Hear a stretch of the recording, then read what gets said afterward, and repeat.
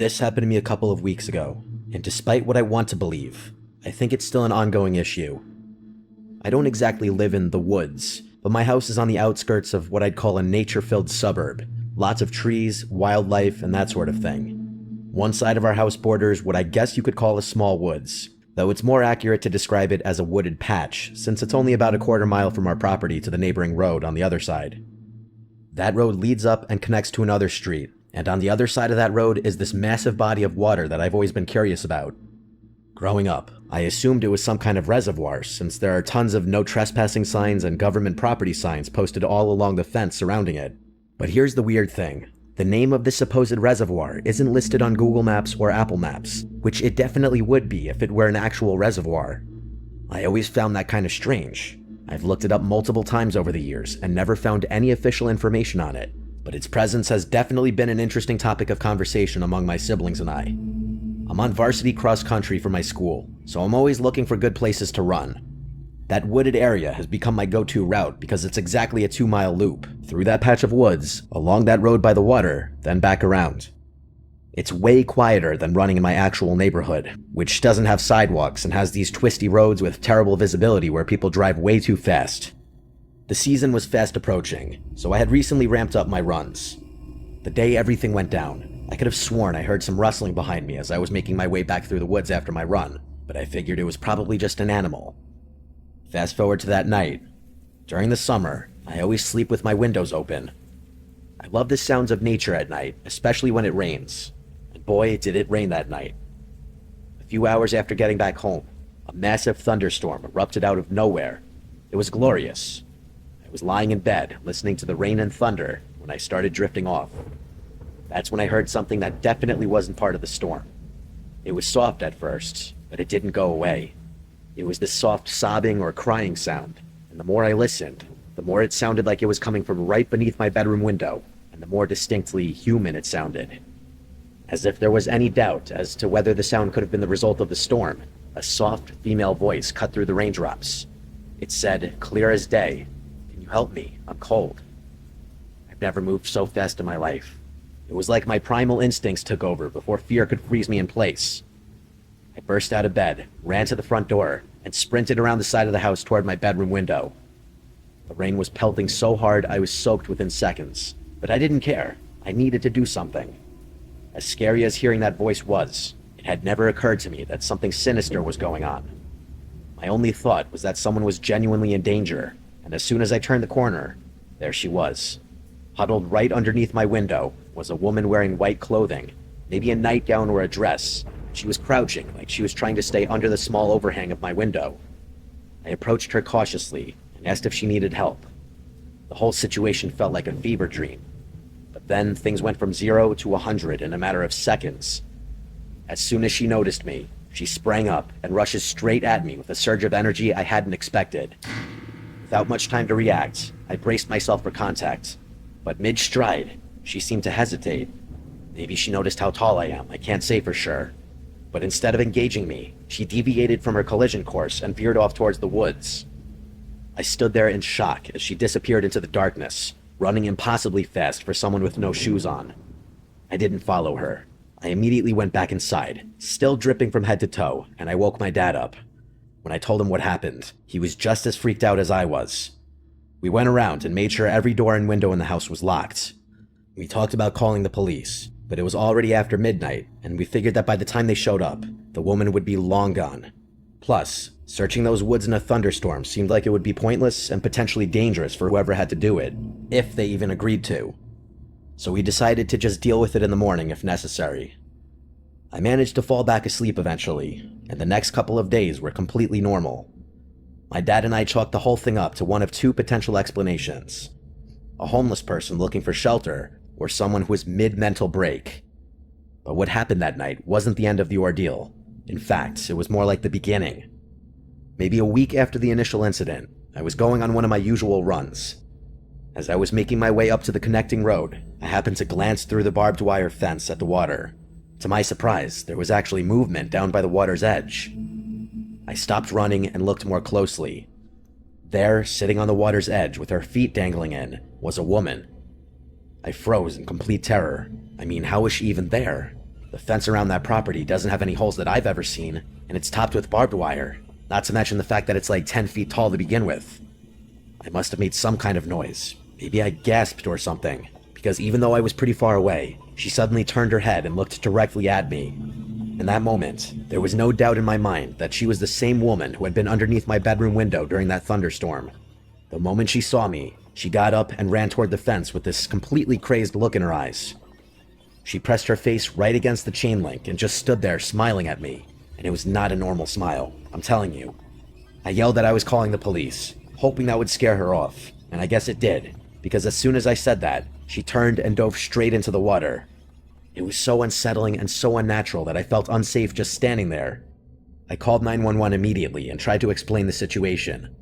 I tried to keep her in sight, but she swam out of view before the police showed up. When they finally did, they took my statement and said they'd investigate the area. They told me to go about my day normally, which I was kind of shocked by. I haven't seen her again since then, but I've started hearing noises outside my bedroom window at night. Not crying like the first time, but just general sounds of someone moving out there. It's making me really paranoid, and I just know something else is going to happen. I've actually been reluctant to go running because I don't want to run into her again. I get that she's probably psychotic and probably followed me home after a run one day, but what remains the biggest mystery to me is how she ended up on the other side of the fence. My sister and I have spent hours looking for a way in there. I'm telling you, it's impossible. My cousin Nick is one of those conspiracy theorist types, and he's convinced that there's something more to the reservoir that the government wants to hide, but I think that's ridiculous. Still, I've never felt more unsettled in my own home.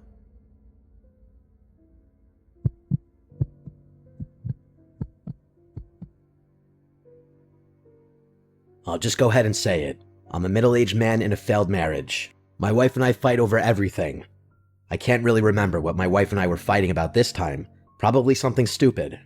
I ended up storming out of the house, something that happens all too often. Usually I just get a hotel room in a situation like this, but I didn't want her chasing after me, so I decided on a different option. I own a piece of property in the middle of nowhere that I've been meaning to repurpose. I think it used to be a shooting range or something like that. I honestly don't know. The previous owner died, and his estate just wanted to get rid of it. The building itself is this weird concrete block structure with a few warehouse-type rooms downstairs and an office area upstairs. It's actually pretty big, despite being only a few rooms. I figured I'd spend the night there. There was no way she'd be able to find me. I drove the 20 minutes through the increasingly desolate roads, and about halfway there, I noticed dark clouds building up. By the time I got there, I could hear thunder rumbling in the distance. I parked in what used to be a parking lot just as the first drops of rain started falling. I keep a spare set of keys hidden behind a loose piece of siding, which I was able to locate pretty easily. By the time I got settled, the storm had really picked up. The building has metal roofing, and the rain was coming down hard enough that it sounded like someone was dumping gravel on the roof. There's a decently comfortable cot in what I assume used to be the office on the second floor. That's where I'd be sleeping. Once I got settled, I finally felt some peace for the first time in weeks, despite the storm outside. Actually, the sound of the rain was kind of soothing. It made the place feel completely cut off from the world. But of course, nice things never last. Not for me, at least. The moment I started getting drowsy, I was ripped back to reality when the sound of shattering glass broke through the noise of the storm. My heart immediately started pounding. I lay there for maybe 30 seconds, listening over the drumming of rain on the metal roof, trying to figure out what direction the sound had come from. I keep a hunting rifle in one of the adjacent rooms there, mostly so my wife doesn't know I own it. So I grabbed it as quietly as I could and started making my way down the stairs. I stood there at the bottom of the stairwell, listening for something other than the sounds of rain, but there was nothing. Complete silence except for the storm. I decided to search the entire building methodically. I went room by room, rifle ready, checking every closet and corner. In the back room, I found what I was looking for. One of the boarded up windows had a hole punched through it, with glass scattered on the floor inside, but that was it. There were no signs of entry, and despite the window being shattered, there wasn't enough room for someone to fit through it. Still though, I was paranoid to my core. I spent another 20 minutes examining the property, but I couldn't find anything that even remotely looked out of place. I figured it was probably just vandals who threw a rock through the window and took off when they heard it break. I found some cardboard in one of the other rooms and taped it over the hole, then went back upstairs. I kept the rifle next to the cot just in case, but I was pretty convinced whoever it was had already left. I'm not sure how long I'd been lying there, maybe an hour, when I heard what I thought were footsteps moving below me. It was hard to tell over the rain, but it sounded like someone walking slowly, trying to move quietly under the cover of the storm noise. I again grabbed the rifle and crept to the top of the stairs, this time not risking alerting the intruder by walking down. The footsteps had stopped though, but there was no way they could have heard me. I waited there like a statue for maybe 5 minutes, feeling beads of sweat start forming on my forehead. I ended up searching the place again, but again there was nothing. I started wondering if I was imagining things or if whoever had been there had snuck out before I noticed them. That didn't explain how all the doors were still locked though. This time, I went outside into the pouring rain and searched the perimeter with my phone's flashlight. There were no vehicles nearby or any signs that someone had been there. It was starting to freak me out. Part of me wished I'd find something just to assure myself I wasn't going crazy. I went back upstairs and tried to rationalize what I heard. Between the rain on the metal roof and the general creaking that old buildings do during storms, there were a dozen explanations for sounds that might seem like footsteps. I tried to focus on getting some sleep, telling myself I was being paranoid, but that wasn't the end of it. Before I could even settle in again, I heard what sounded like furniture being dragged across the floor below me. This was different, not something that could be explained by the storm. The unmistakable sound of something heavy being pushed or pulled across concrete is not something a storm could create, not in a million years. This time I didn't hesitate. I grabbed the rifle and stormed downstairs, flipping on every light switch I could find. I was getting angry now, which was probably better than being scared. I yelled out into the darkness that I wasn't messing around, that I was armed, and that I wasn't afraid to defend myself or my property. My voice echoed through the empty rooms, and then died away into silence. Nothing had been moved, and no one answered me. You might be wondering why I didn't call the police at that point. It was partly because I wasn't sure what I'd tell them, but mostly because the property isn't completely up to code, and that's putting it generously. The last thing I needed was to bring official attention to the place, but standing there in that empty building, rifle in hand, yelling into the darkness, something suddenly shifted. In an instant, my frustrated anger transformed into pure, cold fear. It was more than just a changing attitude. It was like something icy washed over me. I could feel it, and every instinct I had was screaming at me to get as far away from that place as possible. I don't know what triggered it exactly, but I knew I had to leave. I quickly gathered my things, returned the rifle to its hiding place, and turned off all the lights.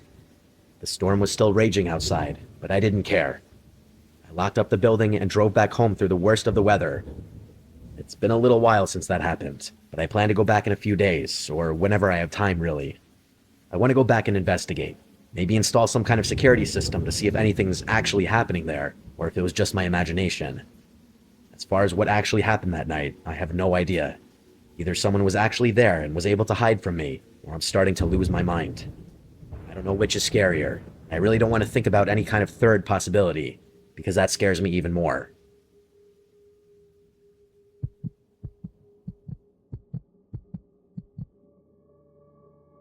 My name is Jason. I live in a pretty rural area where you have to drive at least half an hour to get to anywhere interesting. This happened to me 3 Fridays ago. My buddy Leo and I had driven out to this house party a few towns over. It wasn't a big banger or anything, just one of those chill gatherings where people hang out in someone's backyard playing beer pong and listening to music. A little college-y to be honest, but there's not much to do around my neck of the woods if I'm being real. I was the DD that night, so I'd been nursing the same beer for like 3 hours while Leo was doing his usual thing, getting progressively louder and more philosophical as the night went on. He was pretty plastered by the time we left around 1 a.m., which was funny up until I realized I'd become his de facto babysitter. After finally dragging him away from the girl he was flirting with, I ushered him into my car to make the 20-something minute drive back home. The weather had gotten pretty nasty while we were at the party though. What started as a somewhat refreshing drizzle had become a torrential downpour that made it hard to see more than 30 feet ahead. I had to slow down to like 30 on roads I'd normally tear through at like 60. Leo kept complaining, first about my driving, then about the music, and finally about how badly he needed to piss. I told him we were 15 minutes from home max, but he kept going on about it. His tantrum was becoming insufferable, so after another 5 minutes of him whining, I gave up. I pulled over on this random stretch of road next to what looked like cornfields, though it was hard to tell in the dark and rain. We were literally in the middle of nowhere, no houses visible, no streetlights, just farmland on both sides of the road. I told him he could go ahead and get soaked for all I care, but I'm pretty sure he wasn't listening because he was already halfway out the car before I was even finished talking. He practically fell out of the passenger seat and stumbled off toward the field, disappearing within seconds. The rain was coming down hard enough that I could barely see him once he got 10 feet away. The literal moment he staggered out of sight, I remember I had an umbrella in my back seat. I sat there for a minute with the engine running, but then figured I might as well take advantage of the stop too.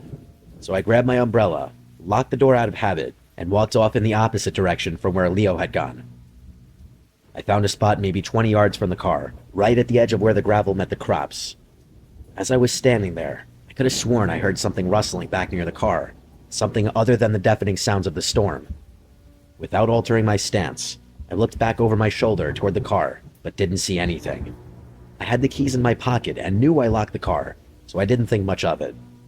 I finished up and headed back, surprised to find that Leo wasn't standing by the car yet. A few minutes passed, then 5, then another 5. Still no Leo, though. I was getting pissed. What should have been a quick 20-minute drive home was turning into this whole 45-minute ordeal. I had to be up early the next morning. I was about to honk the horn when I saw movement in the side mirror. Leo was sprinting toward the passenger door, and even through the rain and darkness, I could tell something was wrong. The second he got in, before he even had the door closed, he was screaming at me to drive. As if some kind of survival instinct activated in me, I pulled out of there as fast as I could, but with the rain and all, it wasn't like I could speed. Leo started explaining that while he was doing his business, he saw what he thought was me somewhere to his right. The person started walking deeper into the field, and Leo, in his drunk logic, thought I was messing with him, or maybe that I was drunker than I'd let on, so he followed. He said he followed for a while, not entirely sure what I was doing and too drunk to analyze the situation properly. Eventually, the figure turned around, and Leo realized it definitely wasn't me. He said he couldn't make out any details in the darkness, but it was clearly someone else. The whole explanation took maybe 30 seconds, but before he could even finish talking, I felt the car start drifting sharply to the right, and then came the unmistakable sound of a flat tire. It was literally a worst-case scenario. Continuing the drive was not an option. The car was pulling way too much. Reluctantly, I pulled over. We were maybe half a mile from where we'd originally stopped. Not close enough for it to be an immediate danger, but not exactly far enough for me to feel comfortable. I snapped at Leo to get out of the car and help me out, since he was responsible for landing us in this mess. But when I walked around the car to inspect the flat, my anger at Leo became fear. Pure fear. There, lodged in the sidewall of my rear passenger tire, was a screwdriver. There was about a 0% chance that it happened coincidentally. Someone had jammed it in there, and with force too, judging from how deep the puncture was. Leo started freaking out, but I snapped at him to get it together. The two of us rushed to change the tire, which was especially nerve-wracking in the pouring rain. I didn't want to think about who had sabotaged my car or why, but with every passing second, my hands got shakier and shakier. I felt like someone was going to catch up to us at any moment. The fear was so sickening, I actually started feeling nauseous, which is something that no nightmare can ever match. I was finishing tightening up the last lug nuts when all of a sudden, a scream rang out from somewhere behind us. It was clearly a woman's scream, which made the situation 10 times scarier since the person Leo claimed to have seen was a man. I threw the tools in the trunk, ditched the tire, and got back in the car as fast as I could. But as I was pulling away, Leo started tugging my arm, saying that we had to go back because someone was in trouble. I told him there was no way I was going back, even though a part of me felt like I was making the wrong decision. Leo called 911 as I drove away, giving the operator our location, or as close as he could figure it. Leo was furious with me the whole ride home, saying someone could be dying back there, but I couldn't bring myself to turn the car around. I was just too afraid. I didn't say much until we were pulling into my driveway, trying to ignore Leo calling me out for being a coward and whatnot. Instead of dropping Leo off, the two of us sat in my driveway to try and make sense of everything. Leo was convinced that the scream came from someone who was being attacked or stalked by the person he'd seen, and he felt guilty that we had just driven away instead of helping. But I wasn't so sure about that theory. If someone was out there doing something sinister to another person, why would they ever draw attention to themselves by puncturing a passing car's tire? To me, that seemed like the last thing you'd want to do if you were trying to hurt someone without being caught. Plus, if there really were a woman in trouble, she would have been able to see our car and headlights when we first pulled over. Why wait until after we had driven off to call for help? It didn't make any sense, and as I was explaining my rationale to Leo, I finally felt that I could vocalize what had, until then, just been a gut feeling telling me to get out of there. The scream must have been part of some kind of trap, like maybe there were multiple people out there. It wasn't out of the realm of possibility. But even that theory doesn't make much sense, which writing this all out is making me realize. Actually, that theory sounds equally as absurd. Who in their right mind would stop their car in that random road at that hour of the night? There's no way someone could have hatched a plot to lure a traveler out of their car there, in the pouring rain no less. Leo and I argued back and forth about it for a while, ultimately agreeing to disagree. I called the police station the next morning to see if they had found anything, but they said their officers had searched the area and found no evidence of anyone being there. Even more strangely, they hadn't found my tire either, which threw yet another wrinkle into things. Although I guess it's possible they just weren't looking in the right place. A few days later, Leo suggested that maybe it was actually the woman, not the man, who had punctured my tire, maybe trying to draw our attention. Why they would do that instead of scream, I have no idea. The whole thing honestly has no explanation that sits right with me, but I really don't want to think about what it would mean if Leo's right. If there really had been someone in trouble out there whose fate I sealed by driving away.